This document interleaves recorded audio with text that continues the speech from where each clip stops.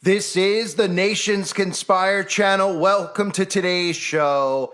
If anybody's looking for an update on what's going on with the 2028 Olympics, well, I'm sure most of you aren't, but you may recall when a lot of smart meters were going off and a lot of people's homes were being burnt to the ground. I think it's important that we take a look at what's going on in Los Angeles because, of course, this is basic sabotage 101, and we're moving closer and closer to getting that smart city reality in Los Angeles that they promised us beforehand. Remember, they kept telling us it was going to be smart LA 2028, but at the same time, they kept warning you and saying they don't think Los Angeles is going to be ready by 2028. Well, they're getting closer to actually being ready.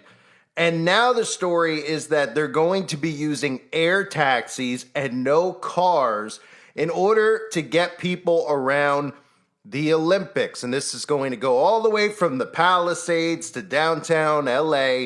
They plan on having what they're calling the no car games. And if you've been paying attention to the World Economic Forum and all these globalist meetings that they've been having in regards to Agenda 2030, this is exactly the world they're trying to create. A world that is fully in their control and 100% out of your control. But it might sound cool to you if you're a sheeple and you're thinking about living in a world that looks a lot like the predictive programming of the Jetsons. But once you realize that you can't get around and everything is within 15 to 20 minutes of one another with these 15-minute cities, you will then realize that you are now living in a massive prison bubble. And that's the point of all of it. And I'm sure it's a coincidence, too, that they've made this announcement that Archer Aviation is going to be the official air taxi for the Olympics. And the World Economic Forum has been pushing for years and years and years 3 ways that cities can accelerate towards the future of transport. Well, air taxis.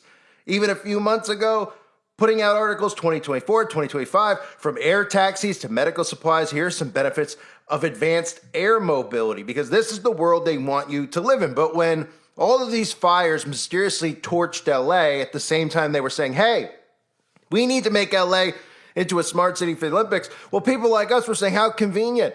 How do you plan on making a place that is fully occupied into a smart city without compliance, without people willingly leaving their homes or willingly moving or willingly being able to tear down their businesses so that you could make way to put in all of these homes and all of these places for the Olympic athletes to stay, because they need a lot of room in order to be able to prepare for the Olympics. If you don't know, when the Olympics show up in these cities, they literally build them their own little towns. They have Olympic villages that they live in. So when this happened, of course, we were all saying that this seems awfully deliberate, that they're doing this on purpose so that they could bring in their smart city by 2028. But of course, the media would put out articles like LA wildfires deliberately started to turn LA into a smart city. Bizarre claim. What's so bizarre about it? You're telling us that you want to make this into a smart city. Then at the same exact time, they were putting article after article out there about how the LA Olympics are creating a housing disaster, how the city was preparing for the World Cup in 2026 and the Olympics in 2028, and residents were being forced out, but some were refusing to go. So what better way to get people to comply than the same people who were willing to put smart meters in their home and torching them to the ground, right?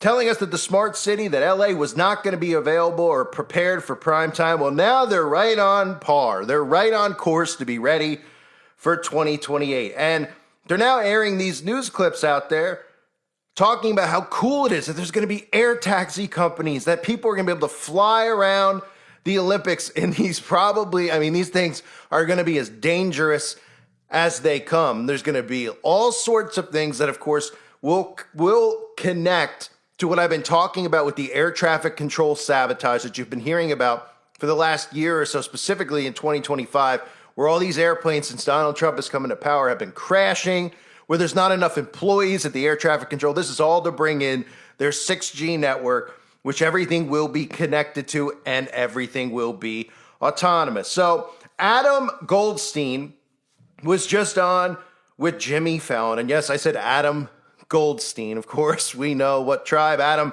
is a part of. All you got to do is really look at the schnoz, but of course the fake last name's a dead giveaway as well. These are the people who are responsible for bringing in the air taxis for the Olympic Games. And listen to some of these Tavistock news anchors and how cool and how neat this is. This is all it takes for the sheeple to be on board with this type of stuff. And for their brain for not 1 second to realize, wow, they burned these people's homes to the ground so that they could bring this in and create this smart city in the United States of America. Well, that's exactly what they did, and it couldn't be more obvious. Seen out of the Jetsons, LA Olympic organizers want you to fly around in an electric car air taxi. It's an air taxi, and they've chosen a Bay Area company to make that happen. But is the tech really Olympic ready? Our business and tech reporter Scott Butman joins us in the newsroom. Okay, 2028 is not that far away. No, it's true, Jessica, and there's a lot of work being done. It makes sense that this is all planned for the 2028 Olympics, because while air taxi companies want to eventually shuttle us around through the air, they're not quite at the Uber for the sky level just yet. It's a peek into the future of travel that hopes to carry you to a future event. Santa Clara-based Archer Aviation has now been named the official air taxi provider of the 2028 Olympic Games in Los Angeles. It takes off vertically like a helicopter and flies forward on a wing like an airplane. Archer, which is still in the testing phase, says it will be ready to fly athletes, fans, and others around the LA events. Think of it as an Uber in the skies. But it's not ready yet. To start a new airline, any type of air service, air taxi, it doesn't matter what it is. There's 101 different things on the checklist for the FAA to go through. We reached out to the FAA about the proposed air taxi service. It released a statement saying, quote, "We will carefully evaluate any proposals to operate electric vertical takeoff and landings at airports and will conduct continual safety reviews of their operations as we do for traditional aircraft." Aviation consultant Mike McCarron says Archer would likely be popular, but faces several hurdles along the way. It is a very, very congested airspace with very precise routes to keep the separation. So to bring a whole new operation in that's going to very specific little points in and out, that's going to be a challenge working that in. Archer says its air taxis are taking test runs and says the company is up to the challenge. We were promised a car-free Olympics in 2028, and now fans might have a high-tech way of getting between venues. California-based Archer Aviation was just named the official air taxi provider of the LA 28 Games and Team USA. Archer says it hopes spectators will go to a takeoff and landing hub near a venue like SoFi or the Coliseum, and then get in on one of the air taxis to get to another hub in just 10 to 20 minutes. These air taxis, by the way, can carry 4 people, make less noise and emissions than a traditional helicopter. Is that not cool, Amber? No, that is very, very cool. So again, when you hear him talking about air traffic control, this is something I've been warning about for a while, how they were planning on bringing in 6G. Even an article from a week ago, how do we avoid the next airport disaster like Newark? An expert says that 6G could be the solution. That's been what the solution is. They're just causing the problem. And now little by little talking to you about 6G and autonomous airplanes because they want to remove human beings from the air traffic control towers and they want to remove human beings from the airplane. That's why all these stories have been coming out for years now about pilots who are incompetent, how they're hiring pilots based on their skin color or gender. And we're not sure if they could actually fly a plane at all. They're just getting automatically hired. All psychological ops done on you so that they can convince you into 6G technology, right? So 6G is expected to play a significant role in future air traffic control systems, enabling ultra-fast, reliable, and secure communication between aircraft. And again, this is all about autonomy and then, of course, keeping you trapped inside of these smart cities where you'll be flown around on your little helicopter or your autonomous vehicle that's supposed to be for your convenience, but really, once you realize that there's no way out of these places, you'll snap out of it, but it'll be way too late, right? We know the World Economic Forum has been bragging about creating smart city governance where everything is run through technology. Even Sydney working on their 30-minute cities that I covered back in 2024 with car-free streets.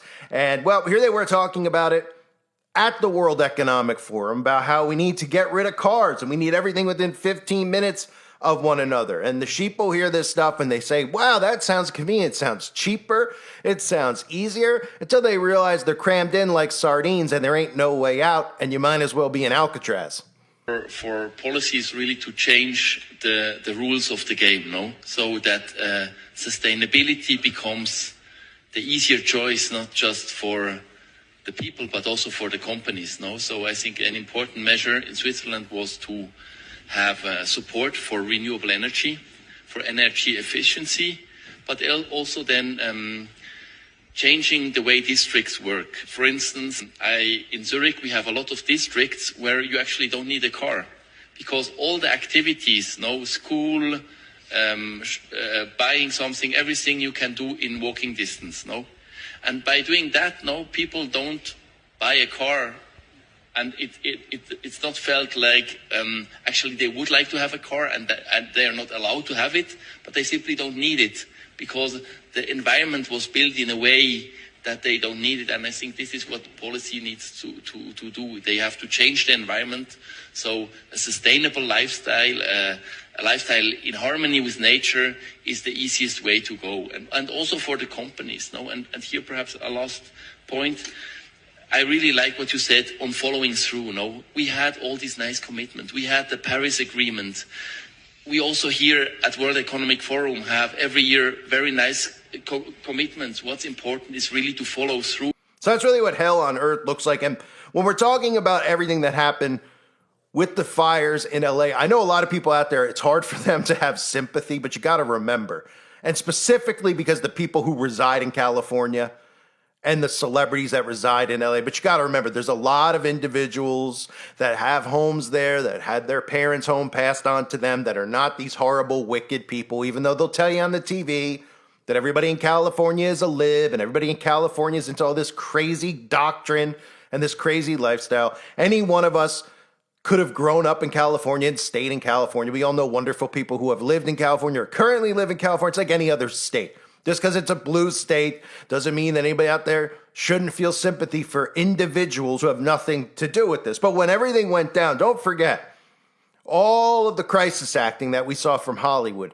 they went over the top after the fires to make it look like they were all victims as well, because they didn't want you to realize that they were in on it, that they were told ahead of time what was going to happen. Most of them sold their homes and moved to Las Vegas, as I covered at the time. That's part of the reason you've heard about this transition from Hollywood moving away to places like Las Vegas and New York and all these other states, how Hollywood's struggling. This was all pre-planned so that you don't get suspicious of these government agents who call themselves actors. Ones like Jennifer Garner, who might have been our crisis actor of the entire event, who really put on a Gene Rosen-like performance. If you don't remember, Jennifer Garner shared guilt after she lost a friend in the LA fires. Now, why would you feel guilty if you lose a friend in the fires?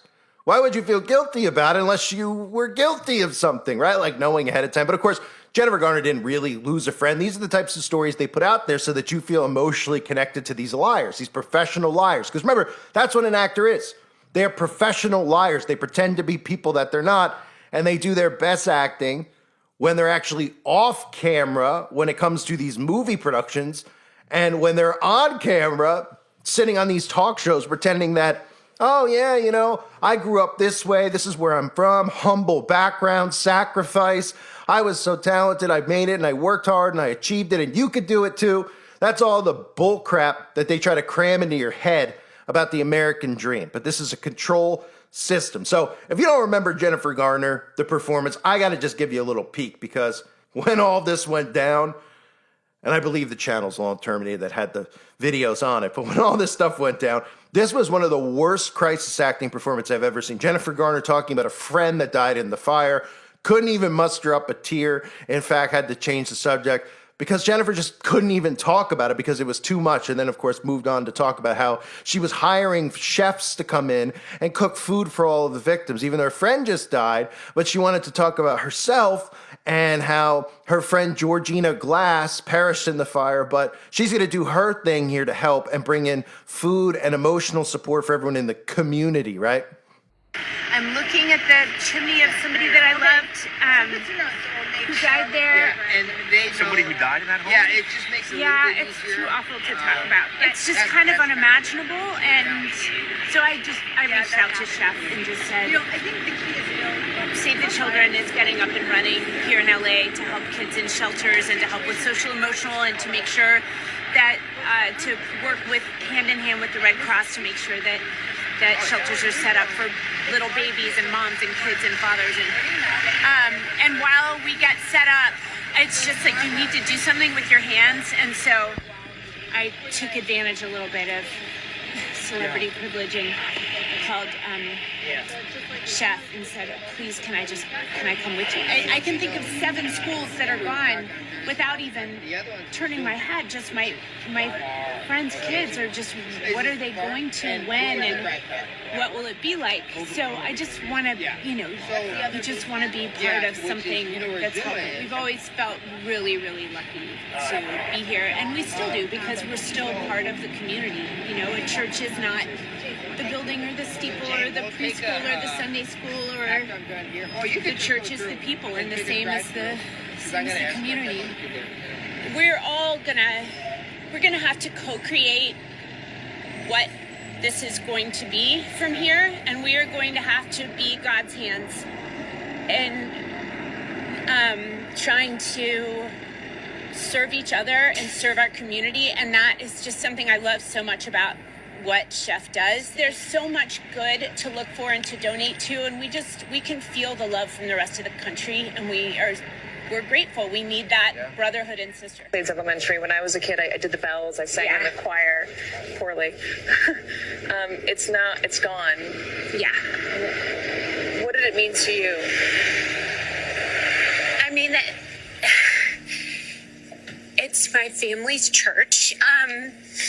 And it's where my kids went to Sunday school.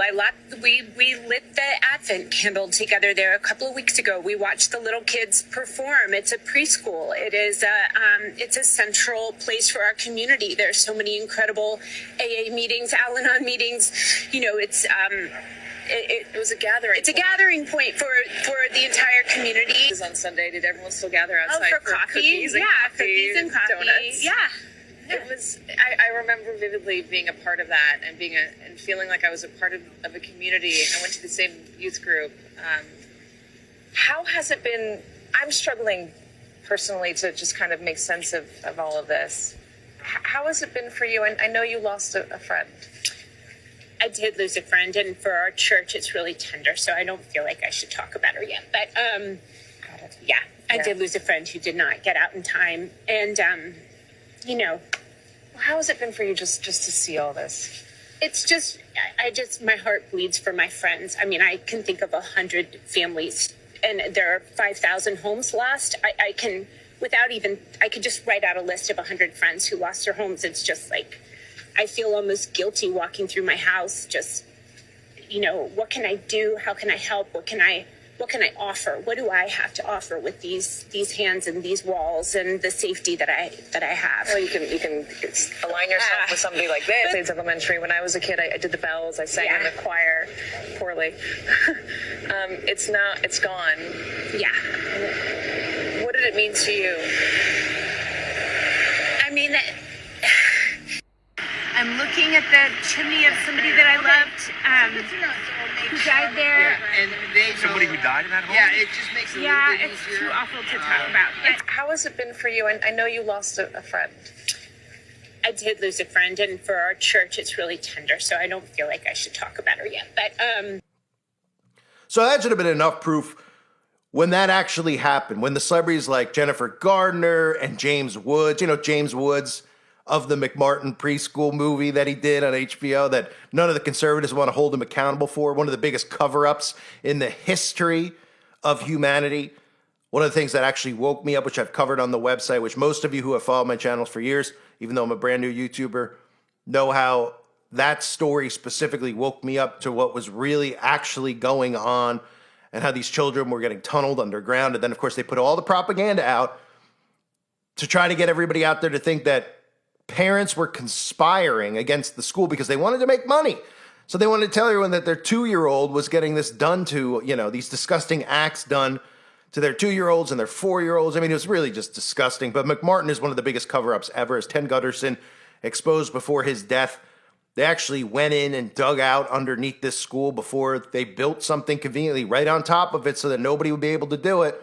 And they found these tunnels and they found all these pentagrams, and the tunnels led to airports. And those airports were flying people into the hills of Hollywood, where celebrities like Chuck Norris, who nobody knows what he's famous for because he's a horrendous actor, and his karate is, well, it's just laughable. It's martial arts that he does, and of course is still famous to this day. One of the people that was mentioned by the children, along with the politicians and famous LA athletes, which, I mean, if you do your thinking about a specific one who's still alive, who we were told was going to die in 1992 of HIV, who, is now one of the richest men alive and has 8,000 franchises to his name. Yeah, names like that were mentioned, and of course the story got buried, and that's just me going on a rant about James Woods. But when the fires occurred, you remember James Woods came out, and he said his house burned to the ground, and then of course a few days later, it turned out James Woods' house didn't burn to the ground, but the conservatives are under such mind control and hypnosis that they just dismissed it and thought that it was a mistake because, yeah, of course, we all would just imagine our homes burned to the ground, then tell everybody on national TV, cry about it for days,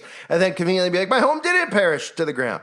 They were working everybody into thinking that these people didn't know ahead of time what the plan was, and they did know ahead of time. And then they just turned their attention to, well, let's start charities for all these people. Let's do what we do best. Let's raise money. Go to the Red Cross so that your blood can go to the Red Cross, right? And donate your blood. And you don't even know that the origin of the Red Cross, which goes back to Clara Barton, well, Clara Barton is a witch, a famous witch. So how convenient that the witch would actually start the Red Cross because the witch cares so much about people and getting them blood. Of course, this was their way of harvesting blood because that's what witches and Satanists do. So back to the story. I went off on a little bit of a rant because so much stuff occurred during the LA fire. Some of you might be new to my channel and might have missed all that content, but it was so clear at the time because they kept talking about before and when this was announced that they were having the Olympics, so they kept talking about how LA was not going to be ready, how they needed residents to move, they needed residents to leave, there was a housing crisis, how are they going to fit the Olympic Village? And then conveniently, all these houses just burned to the ground. And now you don't hear anything about how there's a struggle to get the smart city into LA. You don't hear a word about it. What you're hearing about is air taxis and how things are on pace for it to happen. At the time, we're all conspiracy nuts, just like we were in 2021 when we were telling people years in advance how their goal and how they had to get nanotechnology inside of people's bodies to connect them to the Internet of Bodies, right? And we know there's other ways they could do that with smart dust and the other stuff that they spray on us and put in our food every single day. But we were all screaming about that then. We were conspiracy nuts. We were screaming about this then. We were conspiracy nuts. We've all for years talked about how all these celebrities are witches and Satanists, and then all this stuff ends up coming out where they admit to being witches. They say, oh yeah, I'm actually a witch now, right? From people like Jennifer Aniston and their goddess circles and all this stuff. Yeah, and calling them witches based on the signs and symbols and things that they've revealed over the years. And it all just comes out, but we're still conspiracy theorists. How about this then now?